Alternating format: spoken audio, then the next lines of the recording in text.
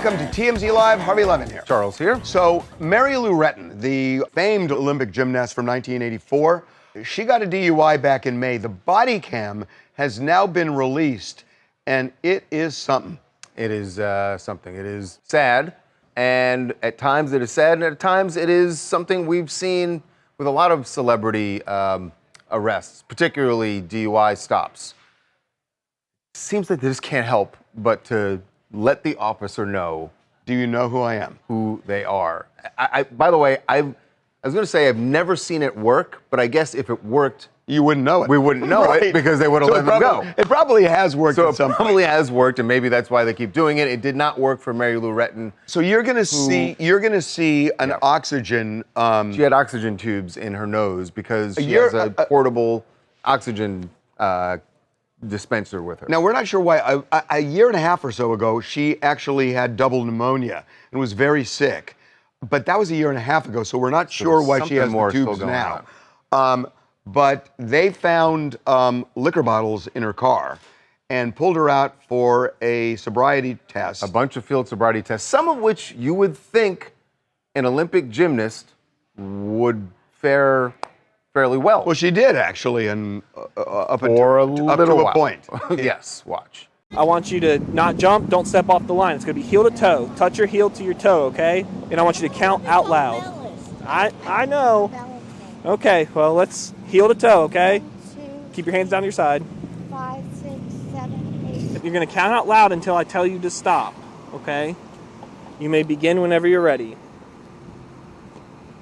No, I can't do it. You can't do it? Go ahead and put your hands behind your back for me. No! Yeah, you're under arrest. Yeah, you're under arrest. Take a deep breath. This is not. No, I'm not! No, don't be hitting. Come on, this will be fine. Oh my God!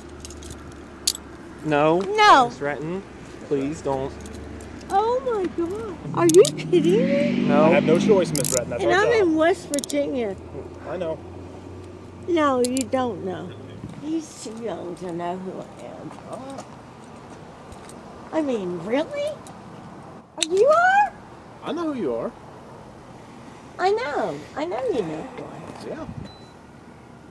Come on. I gotta do my job no matter who you are. Oh my God, it's West Virginia's first daughter. I know. Well, you know, Charles, I didn't really notice it until this time. She was already. She said, I'm a gold medalist, so she dropped it during the test itself. Yeah. It didn't work, for sure. But boy, I'll tell you, now this is resolved. She actually pled no contest. She got a $100 fine. We're not sure if they required an alcohol education class, which they typically do. Yeah. But I gotta say, it's sad because I so vividly remember what a force she was in 1984 and how she made that sport in a way. There was obviously a whole lot more of that body cam footage that we couldn't show, but when she was at the station, she actually was refusing to take her oxygen, and they were trying to get her to take it. And at one point she said, I'll just die in here. I'm going to die in here. So the entire time, really, you guys saw it a little bit briefly when they were trying to put the cuffs on her. She was like, no, not me, no. The entire time, and this body cam footage is close to an hour long, and it's almost the entire time she said, you can't arrest me, you shouldn't be arresting me, why are you doing this? And then once they finally get her into jail, she's refusing to take oxygen, she wants to be put in the cell and asking to die. So it was just a really tough look, like you said, Harvey, for one of America's best legends. Ed, has she said anything since the arrest about what her health is like? Aside from the drinking, but just why she still has this oxygen that she's carrying around with her. Yeah, we don't know. We just assume that it's a fallout from the pneumonia, right? Because that was a really serious health scare. I remember for a while there was talk that she might be dying. She might die. So I assume that's why. But as far as statements that she released publicly, she's only released one, and it was after she reached the plea deal with prosecutors. And it basically said, look, my actions that night were terrible, and I need to be better going forward. Wow. You know, I just cannot get over it. Edward, my recollection is, wasn't she like 16? Yeah. She was really young when she's she... 57 now? 57, correct. But wasn't she was like 16 when she was in the Olympics. And again... It was 41 years ago, yeah. Look, I'm not saying, in no way am I trying to diminish Simone Biles. Because Simone Biles may be the best gymnast. Careful. She may be the best gymnast that ever lived. Yep. But in terms of just... Anytime when you start out saying, in no way am I trying to diminish her, but I'm probably about to. No, I just gave her credit as the best gymnast that ever lived. Okay. Mary Lou Retton, I think in her time, was even bigger. You can't say, but the difference is, and Mary Lou, listen, I watched the Olympics that year also. I get it, but also remember kid. that yes, I was, proudly so, but the Russians were not in that competition. No, and that was a big deal. That was a big deal. It was a big deal. But whoever showed up, she was the best who showed up, no doubt. She was a huge star. She was a Bruce Jenner type star, at least. I mean, you can say that because she was on the Wheaties box, yes. She was on the Wheaties box. Okay. Hey, it's Mason, and the video was very, very sad. But in this day and age, you cannot drink and drive. You just can't. Does West Virginia not have Ubers or a cab or a horse and buggy? I mean, you just can't get away with that in this day and age. And I don't know why she's telling everyone she's West Virginia's first daughter. Does she think she's Jennifer Garner? It's not a good situation all the way around. No, it's not. And the question you raised about Ubers, we have been asking that for 20 years here. Right. Over and over and over again. It has made it so much easier to avoid that, and yet it happens. Still happens. Okay, we're going to move on. Yes, to the party that just won't end. It started as a wedding in Venice a couple of weeks ago, but Lauren and Jeff Bezos are still out on the town. Lauren last night was in Paris for Fashion Week and stepped out of a restaurant there with apparently, I guess, her good friend, Brooke Snyder. I mean, who knew? Brooke Snyder is the one in the completely see-through top, hence the blurring. And when Brooks showed up, remember, you'll know Brooks' model. She's been in the SI swimsuit issue. She was on Dancing with the Stars. But she showed up at the wedding, and we were like, why? Brooke? So they First apparently, of all, Brooks is like 28. 28. No, she's 28, and Lauren's 55. 55, something like that. Well, that's odd right there. A little bit. I don't know how they first became friends, but I guess they are. And so they were partying in Paris. They went to another Leo.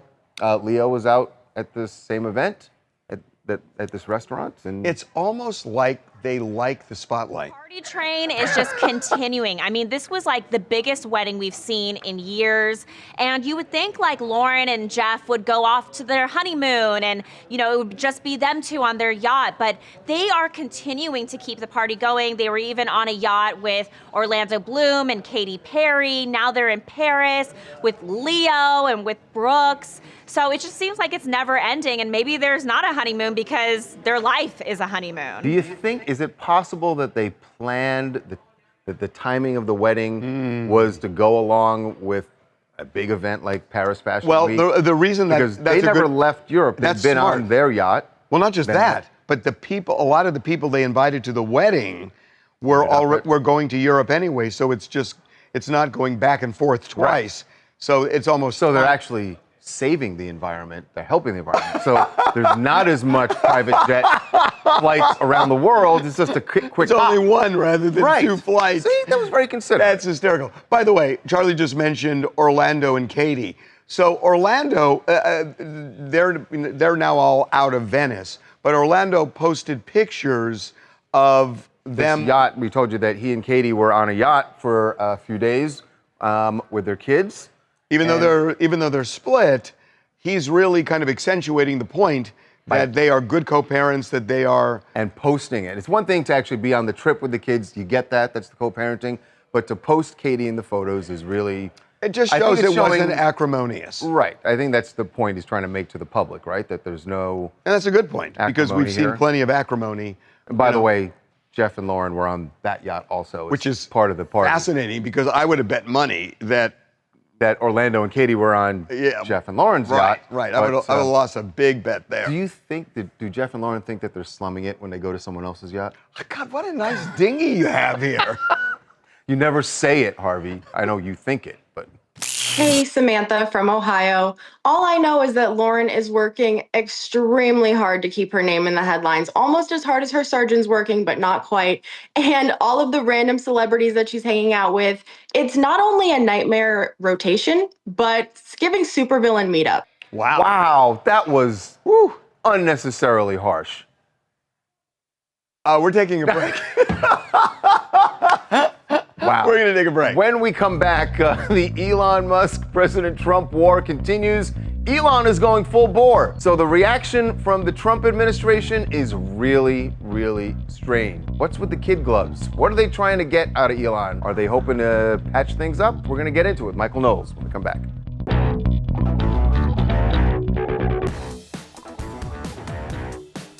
It changes with the wind, how Elon Musk seems to feel about President Trump. And what's really odd in this whole battle that's been going on now for weeks, Elon Musk doesn't hold back when he says things about Trump. I mean, we've heard him drop the Epstein card a few times. He's not reserved, but the administration, for some reason, is very reserved. This is the White House Chief of Staff, Susie Wiles. She was on the Pod Force One podcast and was asked about this ongoing battle between the president and Elon Musk. Listen to what she says and how she says it. The president was very, very kind to him. And Elon had so much to offer us. He knew things we didn't know. He knew people and technologies that we didn't know. It was a great thing when it was a great thing.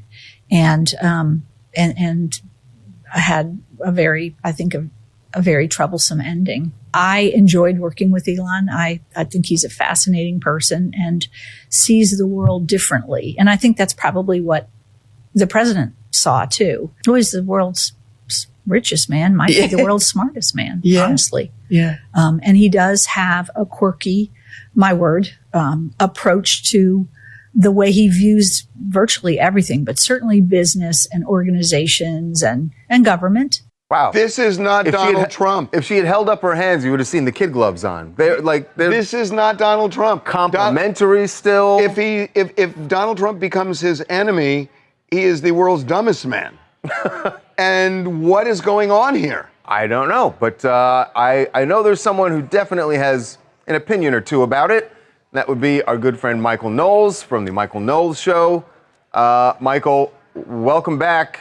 What's going on with this is not the way Donald Trump's MO for people who lash out at him. Everybody always accuses Trump of being a total hothead and reactionary, and he did send out a few tough tweets about Elon, no doubt. But generally, both he and Susie Wiles and the whole White House have been very restrained, which is good because nobody on the right benefits from a Trump-Musk fight. There are plenty of fights that President Trump can pick that are great. They're great for both sides. He's picking a fight with Zohran Mamdani in New York. That's great. Mamdani benefits, Trump benefits. But on the right, we like Elon. Elon's great. Elon helped Trump win the election. Elon bought Twitter for us, so we had at least one social media platform we could speak freely on.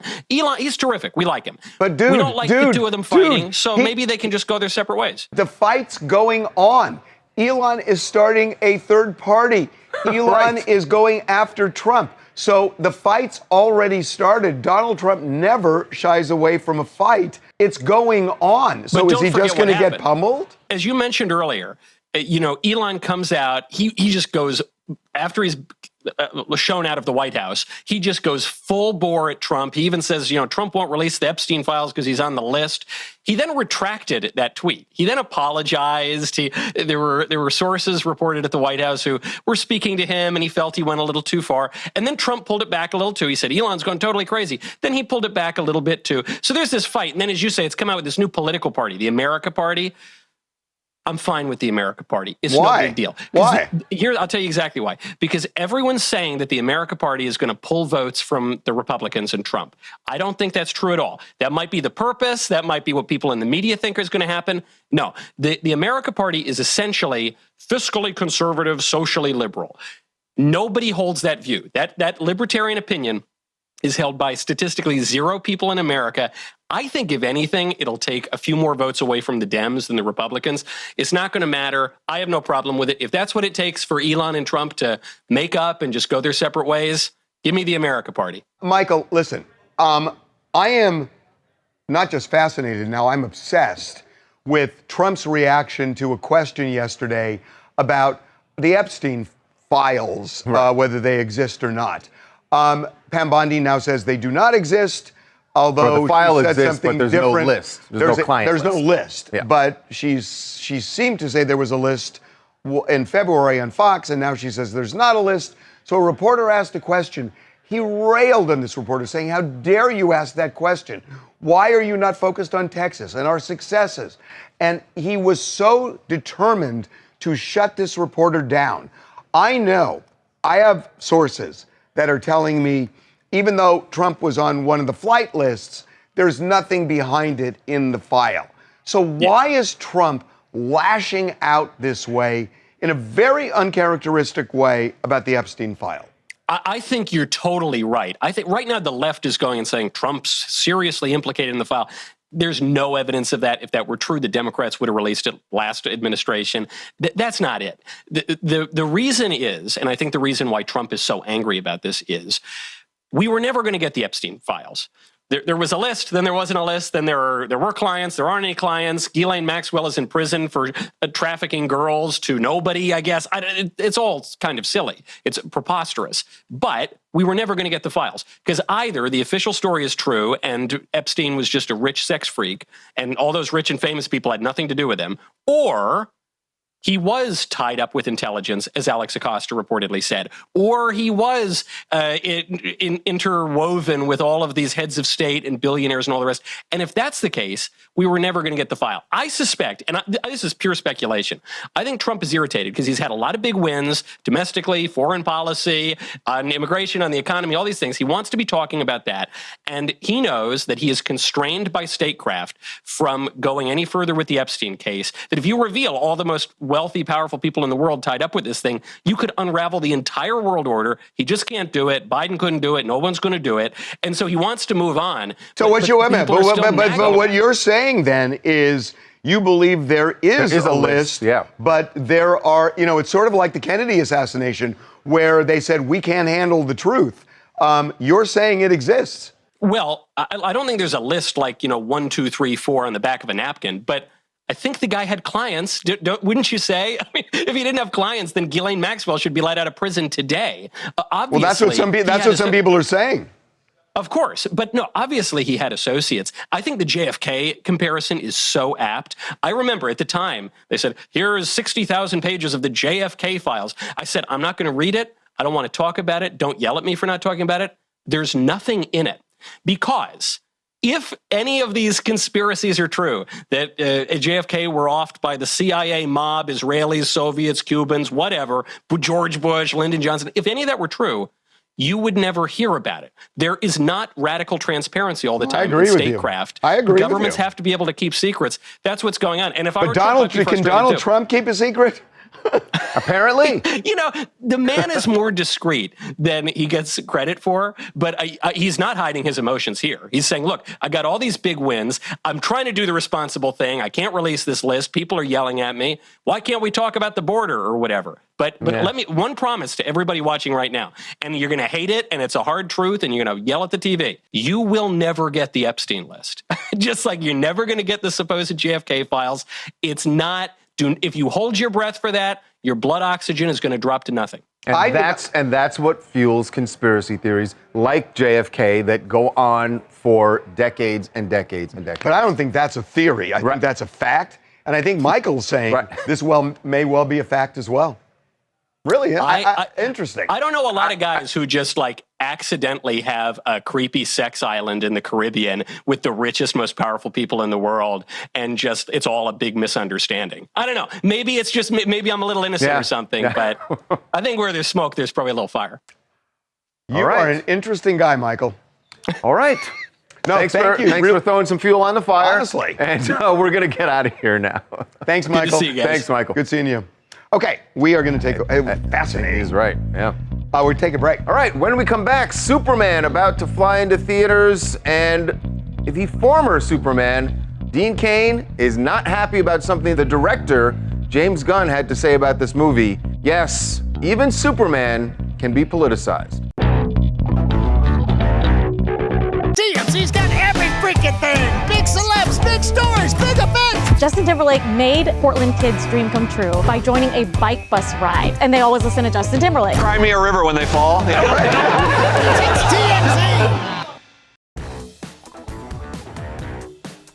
Well, the immigration war is really heating up now in this country, and I don't know if even President Trump can take on Superman. Also, an alien. Yes. And he was undocumented when he arrived.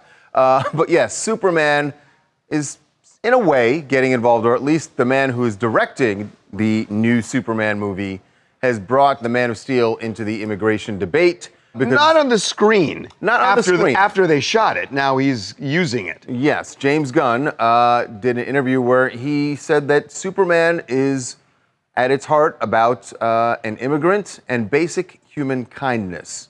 So clearly he wanted to posture the plot as, as being relevant to what's the discussions in America right now. But when they shot this, it was before. It was during the election, and a lot of people, especially on the left, felt Kamala Harris was going to win. So it's not like they shot the movie with that intention, because this wasn't happening when it was shot. So I don't think that you don't see it on the screen. When you go see the movie, it's not going to be all about immigration and all that. But he's recast it this way. Certainly. Well, that is not sitting well with a former Superman. Dean Cain saw James Gunn's comments, and this is what he had to say about the new Superman, or at least the man directing the new Superman. How woke is Hollywood going to make this character? How much is Disney going to change their Snow White? Why are they going to change these characters that exist, for the times? Superman has always stood for truth, justice, the American way. And the American way is immigrant friendly, tremendously immigrant friendly, but there are rules. I think that was a mistake by James Gunn to say, it's an immigrant thing, and I think it's going to hurt the numbers on the movie. I was excited for the film. I'm excited to see what it is, because James Gunn seems to have a sense of humor, and the last iterations of Superman didn't have much humor, and I love the humor in Superman. So I'm rooting for it to be a success, but I don't like that last political comment. That's really interesting.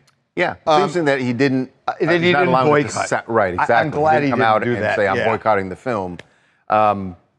It was a measured response, really, from Dean Cain. It was, and Dean Cain is much more conservative, obviously, than James Gunn. Yes. And guys, the other thing, too, that was super frustrating that he told us was like, why now? The film is only a few days away. This might very well hurt it at the box office by souring some fans. Why not just let it be? His point was, some art can just be art, it can just be fun, and that's what Superman is supposed to be. It's just supposed to be fun. Everyone's allowed their own opinion, of course, but you're also running a business, and you want big box office returns. Probably stay away from the politics, especially while the climate is so incredibly hot. You are right, Ryan, that everyone is allowed their opinion, but some opinions are just wrong, and we just have to say it. And I want to call out whoever is in the control room. I don't know. Can we get a camera in there? I have no idea what's going on here. Look over here. See that? Look at what? Who in there thinks that the OG Superman? I'm looking at the screen. I didn't know what you were doing. Okay, well, I didn't know what you were doing. There are at least 3 other people who came before Dean Cain. Dean Cain would tell you. Mr. Reeves, and I'm not talking Christopher. I mean, guys, take it out right now. I mean, we'll wait. Take it out right now. We will wait. You know what? Take it out. Take it out. We will pull this car over right now. There you go. There you go. Hi, I'm Erica from Atlanta. I think in terms of the movie releasing this Friday, obviously in these times, any press is good press. Never in my life seen this much discourse over Superman. Yeah. By the way, shout out to Steve Reeves. Shout out to Steve Reeves. Was it Steve? No, it wasn't Steve. It was Steve. No.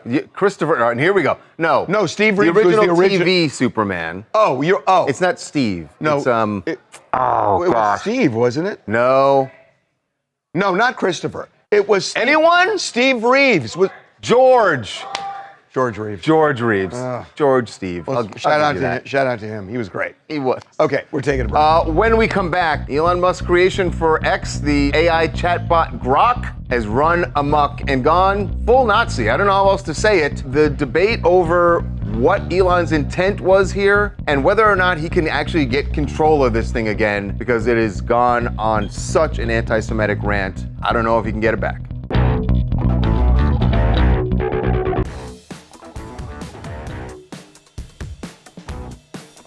Welcome back to TMZ Live. Shades of Dr. Frankenstein, perhaps, here with Elon Musk and his AI chatbot that operates on X. It's called Grock. If you've been on X, you've certainly encountered Grock. And some of the things it said yesterday in response to questions from users have a lot of people raising an eyebrow about what Elon Musk's intentions are with this chatbot, because it just said some horrifically anti-Semitic things and espoused Hitler. Brought up Hitler there was no, it wasn't anything to do with history. It was brought up in response to a terrible, terrible comment that somebody made. Which we don't know if this person actually exists, but someone going by the name of Cindy Steinberg made a horrific comment online saying that the children who died in Texas deserve to die, and it's a good thing because it was a Christian group, and they would end up being fascists. They were going to grow up and be fascists. So good that they died. That was the comment from this Cindy Steinberg person, who nobody knows that she even exists. And someone asked Grock, well, what do you do with a Cindy Steinberg? Grock's response was, to deal with such vile anti-white hate, Adolf Hitler, no question. He'd spot the pattern and handle it decisively every damn time. So I think it's relevant here that this person's name who made the horrific comment is Steinberg, which is a Jewish name. Because obviously the chatbot would pick up on that. By the way, I don't want to, just focus on what AI said.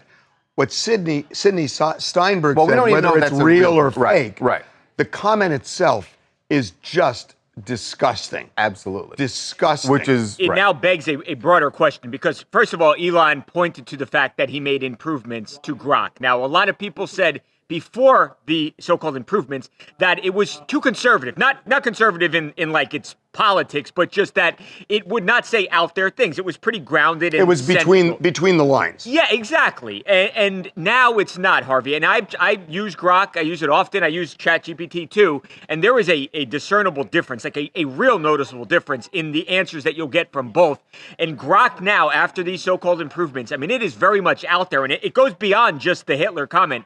There are other things you can ask it, and you will get some really wild answers right now. And I think it's a fight for the future of AI. Is this going to be AI where it's just unhinged, or is there going to be some guide rails? It's sort of the blueprint of Twitter, where Twitter was sort of between the lines, and Elon then opened it up and said, I just want free speech. Right, and everything goes. And in fact, on July 4th, before everyone was on X talking about the tragedy in Texas, Elon Musk had mentioned that he made an improvement. He posted something saying that he'd made some improvements to Grock, and you'll notice it. And here we are 2 days later. Very, very noticeable. We should say that Grock, since everyone was outraged over that Hitler comment, has now posted, it sounds weird to say that Grock has posted, but Grock said that a new version is coming. I believe he said it's Grock 4. And it apologized for the Hitler comment also. What's interesting is that, and again, this is I love talking about the First Amendment and freedom of speech. And what's really interesting is this. What about this Cindy Steinberg comment that nobody's saying? Why wasn't that pulled? From X? Correct. Well, because that's not what X is Yet supposed to do, right? On the other side, there was, decades ago, Nazis marched in Skokie, Illinois, and the city officials were trying to stop them. And the ACLU came in and fought for the Nazis' right to do it, not because they embraced Nazis, they embraced free speech. And that when you start saying, this speech I can't stand, therefore it should be banned, it's like you have to tolerate abhorrent speech to really protect speech. Because if you're only allowing what you believe in, is it really free speech? Which is what Elon has said he wanted That's it to right. be. So just what It's do we a think happened here? difficult that argument. Elon made these, he said, improvements to Grock and just turned the dial too far. And now, because of the reaction, he's going to turn it back. And, you know, and then just the other point is this really an issue of free speech when it's a mechanical device that you can dial down or dial up? So you know, even if you dial it down. Right, if you're controlling it. Is it really an issue of the First Amendment? I don't think that's ever been decided. Hi, my name is Zachary. I am from Kentucky. I think that the new Grock update reinforces my concerns regarding Elon Musk, especially after his quote-unquote Roman salute. This will not only increase the presence of anti-Semitic stereotypes, but also white nationalists on X. It is just one major dog whistle and should honestly surprise nobody. Yeah, it's just shocking to see it, especially because it's coming from an AI bot. Right. Okay, we are going to move on. Yes, to the Jonas Brothers, and one of the Jonas Brothers who's a broke Jonas. Kevin Jonas would probably put it that way. While his brothers, after the Jonas Brothers broke up and they had solo success, Kevin was not part of that ride. But while just at the tail end of the Jonas Brothers' first run, he was on the verge of being broke, literally on the verge. He is opening up about it now. He was on the School of Greatness podcast and said he made some bad decisions when it came to investments. I've seen the beginning of the success to financial success, not knowing what money really was and understanding it, to not having, to losing almost all of it. About 9 years ago, invested in a bunch of property and doing other things, and I was building at the time. And sadly, it just wasn't the right partnership. I've learned a lot of lesson in that, and thankfully for life in general, like we had a second shot and bite at the apple with the band coming back together. Well, the odd thing is that they always say, like, invest in real estate, you can't go wrong. But I don't know if he was in commercial real estate that. This was after the bubble burst in 2008. It was more like 2016. Right. So I don't know what he did, but it can happen. It can absolutely happen. Ask J-Lo and Ben. Not exactly the same thing, but you get my point. Yeah. Okay, we're going to take a break. When we come back, a new candidate for lieutenant governor here in California. Guess what?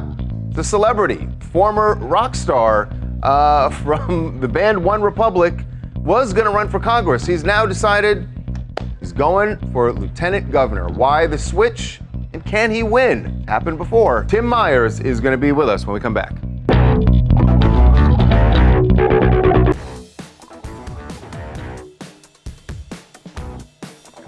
Gubernatorial politics here in California, heating up. And we're not talking about Gavin Newsom, although everyone expects that he is going to run for president next time around. But the battle for lieutenant governor is, people are putting their names on the ballot, and one of them is a celebrity. Tim Meyers, you will know from the band One Republic. He's the bass player, but songwriter with them also, wrote some of their hits. Has decided he wants to get into politics. And he's got a campaign ad running now. In that ad, shows some of his past as a rock star and some of the musicians and other celebrities that he hung out with. But the message in this is really about why he is jumping into politics. So we are pleased to have Tim Meyers joining us right now. Tim Meyers, the candidate for lieutenant governor. Welcome to TMZ Live, Tim. Thank you so much for having me. So, Tim, I got to say right out of the gate, I'm confused because I looked at the I looked at the campaign ad. No, not about you running. I looked at the campaign ad and I saw Donald Trump and then I saw Taylor Swift. They are not aligned politically. They're not aligned politicly. So I think it's important to hear it probably there. Yeah, you're probably right. But where are you in this? Oh my gosh, Taylor, all the way. He's definitely more with Taylor. Okay, I just wanted to clarify. Okay, now I got a second question. What do you identify yourself with on the ballot? Do you say One Republic band member? I mean, I'm really serious. But people do usually put in a previous career or a previous, if they had been elected for. I was asking that seriously. Yeah. I mean, we're kicking around a lot of different ideas, probably businessman, musician, I know Arnold did businessman, actor, so we're kicking around a bunch of different things. So what made you decide to get into this? I know that you were going to, or it seemed you were going to run for a congressional seat, and then switch to lieutenant governor. Why even get into politics, and then why did you land on lieutenant governor as the role you wanted? Trump's attacks, bringing in ICE, the National Guard, cutting our funding here in California.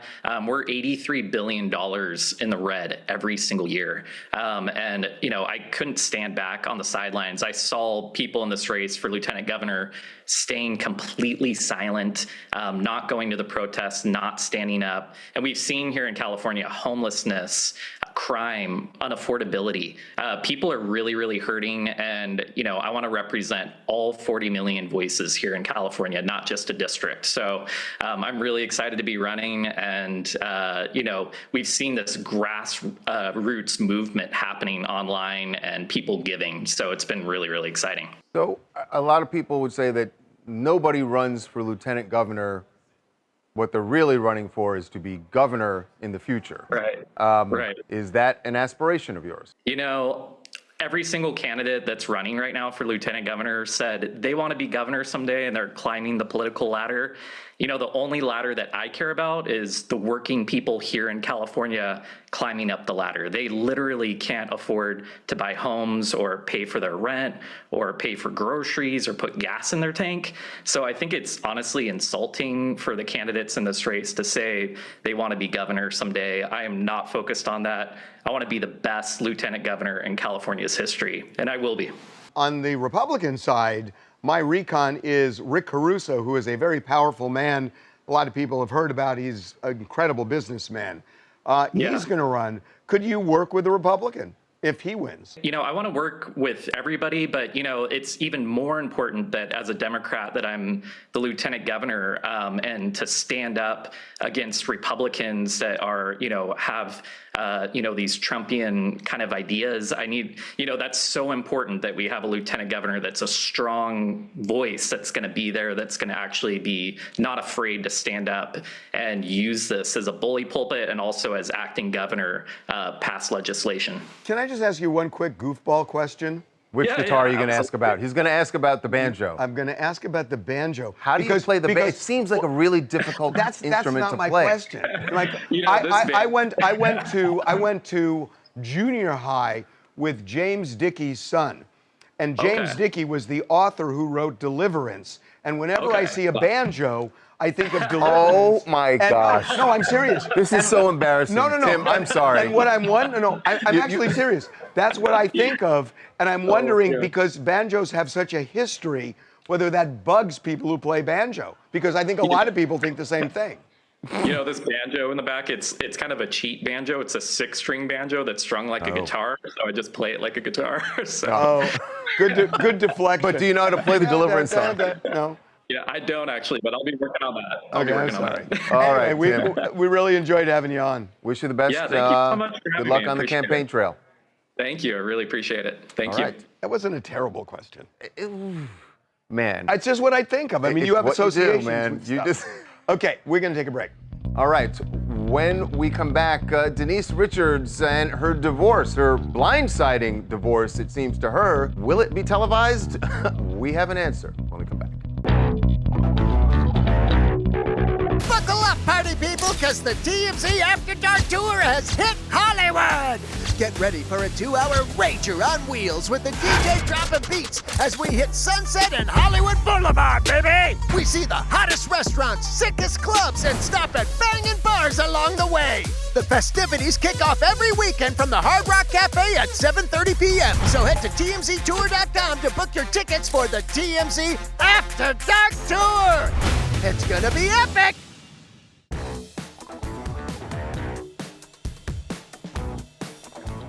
The most important thing in real estate? Location. Location and location. And what's the most important thing in comedy? Timing. Yeah. Well, your timing on the first question was awful. And the timing for Denise Richards, this should be the golden era for her reality show, Denise Richards and Her Wild Things, because we told you about the divorce drama that her now estranged husband, Aaron, just out of nowhere upped and filed for divorce on Something Monday. happened on the 4th of July. Yes, and you would think this is it.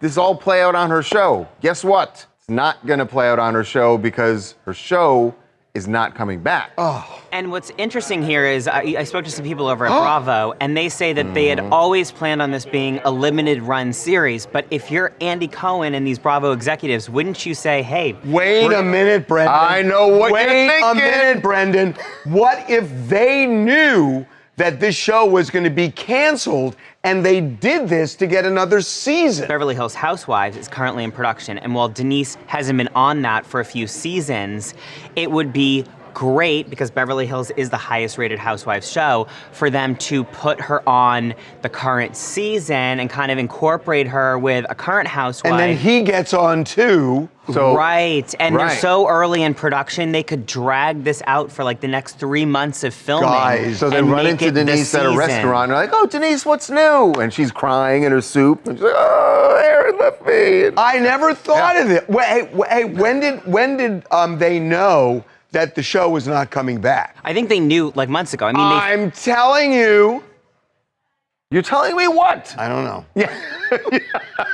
Hi, my name is Angie and I'm from the UK. Denise Richards not returning but teasing a cameo is the most classic case of I don't need them unless they call. Girl, you ghosted the drama and now you're creeping back like an ex who saw the group glowing up without you. This is really bad for Aaron, who wants to get spousal support from her, but now that means her income's going to be lower. Unless it's a ruse, because he's not going to get that kind of money. $20,000 on clothes a month? Are you kidding me? I mean, her income is lower now. So the fact that he's asked that much puts him in the news, and if he's in the news, it's more likely that they're going to cast them on Real Housewives. And then he'll get more money in spousal support. I mean, this Machiavellian. I think I figured this out. This Aaron Vipers, Oh man. my God. He's got it all Okay, figured out. we're going to take a break. All right, Wow. when we come back, the president's daughter-in-law has a hobby, one that shows off her incredible fitness.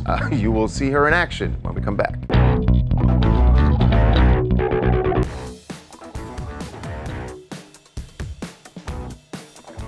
Welcome back to TMZ Live. Laura Trump getting ready for the campaign trail, right? Because She may run for Senate in North Carolina. She might run for Senate, so she's got to be in good shape for that. I didn't know that was a requirement, but she is. It's grueling. So she was out doing some stand-up paddleboarding in Rhode Island. I did not realize, look at the abs. No, she's in great shape. And the legs. She's in really great shape. She's in great shape. By the way, there's somebody in our office who just did our verified podcast. Yes. Bella from Love Island is here. Bella, can you hear us? Yes, Okay, I got questions. Questions. What's your question? Okay. What do you think of the whole Sierra thing that she got booted for what she had put on social media?